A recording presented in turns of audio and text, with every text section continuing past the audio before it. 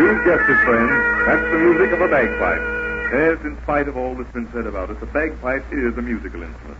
But here's something that it is not, an odd fact, too. It is not a Scotch instrument, even though there's a young Scotchman here playing it for me. Today, of course, the bagpipe is used to play the songs and marches of the Scottish clans, like the Cock of the North.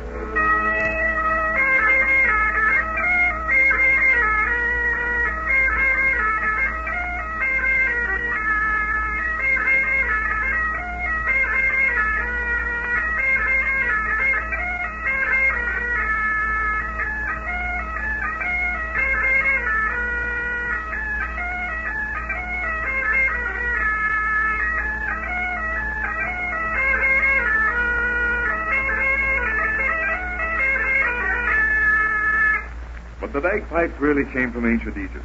The Egyptians introduced it to the Persians, and they to the Greeks and Romans. In the Middle Ages, the bagpipes were used in monasteries and churches to play religious chants, like this.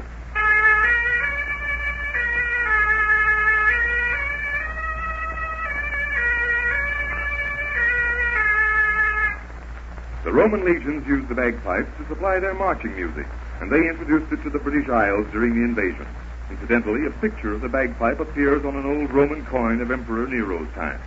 As a matter of fact, Nero was a very proficient performer on the instrument, and in spite of all the stories you hear told, Nero never fiddled while Rome burned. In the first place, Nero was a bagpiper, not a fiddler. In the second place, the fiddle had not yet been invented. And in the third place, Nero was in his villa at Antium, 50 miles away, and did not return to the city until it was in ashes. As you know by now, the Scotch bagpipe sounds like this.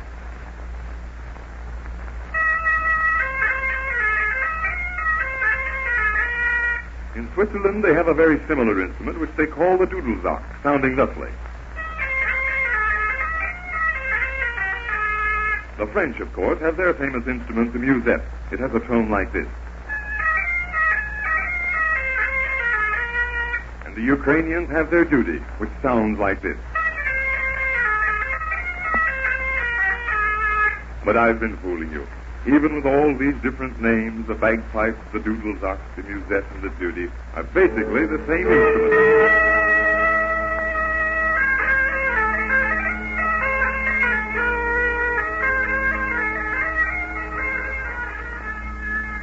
And because they were invented by the Egyptians, they are not Scotch at all. That's all for this time. This is the reporter of Odd Facts speaking.